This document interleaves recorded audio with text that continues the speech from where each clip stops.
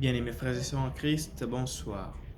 Une fois encore, le Seigneur fait intervenir la notion du pain dans les textes bibliques. C'est pour nous confirmer ce que nous disions récemment, que le pain, la nourriture est capitale pour notre santé, car nous sommes appelés à évangéliser, nous sommes appelés à conscientiser. Si nous ne prenons pas soin de notre corps, si nous ne le nourrissons pas, si nous ne le chérissons pas, nous serons des obstacles à sa mission, à la mission du Christ. Aujourd'hui, cette Cananéenne qui vient vers Jésus demander, solliciter le salut de sa fille. Mais Jésus lui dit tout simplement, je ne peux pas prendre du pain des enfants et en donner aux chiens. Cette femme dit, bien sûr, maître, vous avez raison, vous ne pouvez pas donner le pain des enfants aux chiens, mais les chiens se nourrissent des miettes qui tombent de la table de leur maître. Cette attitude de la femme, cette humilité nous interpelle parce que quand nous allons au Seigneur, quand nous allons demander quelque chose au Seigneur, nous faisons tout sauf s'humilier. Nous crions, Seigneur, donne-moi ça. Seigneur, j'ai besoin de ça. Seigneur, je t'exige ça. Mais nous oublions que une personne qui a besoin d'un secours doit se faire humble. Nous devons adopter cette démarche d'humilité. Voyez-vous, le Seigneur prend ici l'image du pain parce qu'il sait que le pain est indispensable pour tout le monde.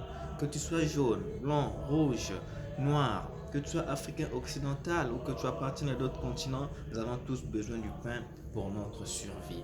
Alors le Seigneur se sert de cette image pour nous faire comprendre que nous avons également besoin du salut dans notre vie. Nous avons besoin d'être sauvés, nous avons besoin d'être bien. Voilà pourquoi nous avons besoin qu'il intervienne dans notre vie. Comme c'est lui qui est l'auteur du salut, c'est lui qui est l'auteur de la vie parfaite, nous avons besoin de sa présence dans notre vie. En quelque sorte, Jésus est ce pain qui nous manque. Jésus est ce pain dont nous avons besoin pour notre équilibre, pour notre bonne santé. Mais nous ne devons pas faire du Seigneur un magicien qui ne doit que nous donner lorsque nous avons besoin. Nous aussi, nous devons lui donner.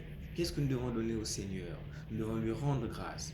Nous devons le magnifier. Nous devons le béatifier. Nous devons le glorifier. Nous devons faire ses honneurs. Nous devons exprimer notre gratitude, notre amour à la ressemblance et à l'image, à son image qui est l'autre en quelque sorte. Parce que c'est facile de dire que j'aime Dieu, c'est facile de dire je vais aussi exprimer ma gratitude auprès de Dieu. Mais puisque nous ne le voyons pas, il nous donne un moyen d'exprimer cette gratitude, d'exprimer cette envie à nos frères et à nos sœurs qui sont autour de nous. Alors tout ne peut se faire que par la grâce de Dieu.